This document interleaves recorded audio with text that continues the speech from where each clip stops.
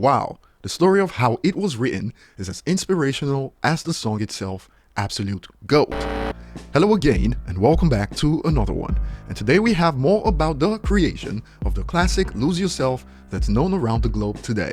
And a couple of hours ago, Paul Rosenberg shared the story about what Eminem had to put up with at the time of making Lose Yourself. And many are in awe in reaction to this story, which we will get to in a bit.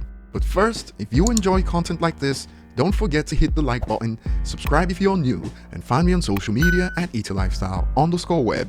Now, something we've heard from most that have worked with Eminem is that his work ethics are above the usual, and artists like Akon have touched on this in the past. Bizarre once described this as Eminem being a tyrant in the studio, and even Rick Rubin talked about it a couple of years ago, which I'll touch on soon, but this was Paul Rosenberg on IG. I know you guys have probably already seen or heard about this, but I had to post it too. Eminem recorded and wrote Lose Yourself on the set of 8 Mile. Whenever we had a break or downtime, he would run into the studio trailer and get on the mic or tweak beats when most actors would have been catching up on their rest or having a meal. In fact, Marshall wrote lyrics in his notebook, or sometimes to the dismay of the continuity watchdogs on his palm, while crouching in the corner with headphones on in between takes. Most artists don't have the good fortune of writing a classic like this under ideal circumstances, let alone those described above. Its success and longevity is a testament to the dedication and genius of a rare level of talent and artistry. Congrats, Marshall, really impressive stuff. Now, before we get to how many have reacted, stories like this make me wonder how Eminem takes it when he listens to his critics with big platforms talk about how he is only successful because of his appearance. And I'll get to more on Eminem's work ethics from some who have worked with him in a bit, but right under, here's a reaction to Rosenberg's post. My heart was beating faster with every word I read from your text. Thank you for sharing these memories, Paul. Lose Yourself is so motivating and inspirational that even reading stories about it does the job. And another user builds on this. Wow, the story of how it was written is as inspirational as the song itself. Absolute GOAT. And another user expanded. The man really loves music, plain and simple. Not everyone can do that though. I swear sometimes I think he's not human. And remember, Eminem had this level of dedication and hunger even after he already released the Slim Shady LP, MMLP, Devil's Night before the shooting of 8 Mile began in late 2001.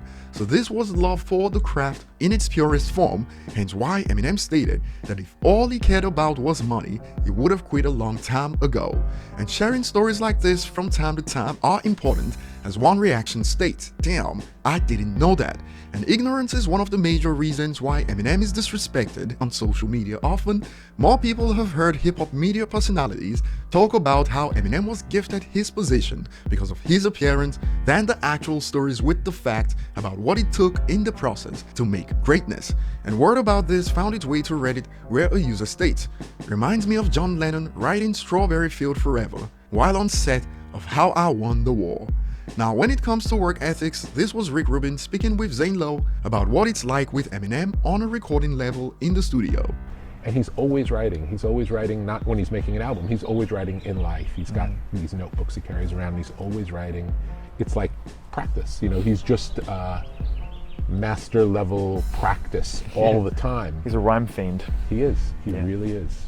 And for those who don't know, just like we've come to expect from vets in the industry who have actual experience in the field, this was Rick Rubin talking about Eminem's position. Which Eminem has, I mean, 100%.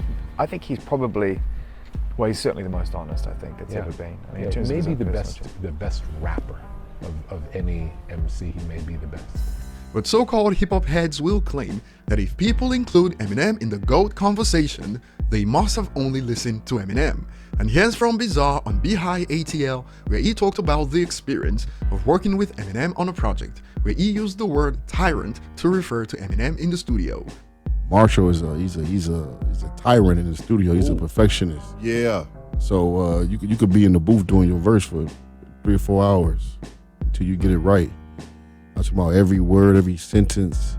It has to be perfect. You know what I'm saying? And one time we was doing some stuff and we came back. Yeah, went Christmas shopping. We came back to the studio. This dude, he did my ad-libs. It sounded just like me. That will be all. Comment below and see you on the next one.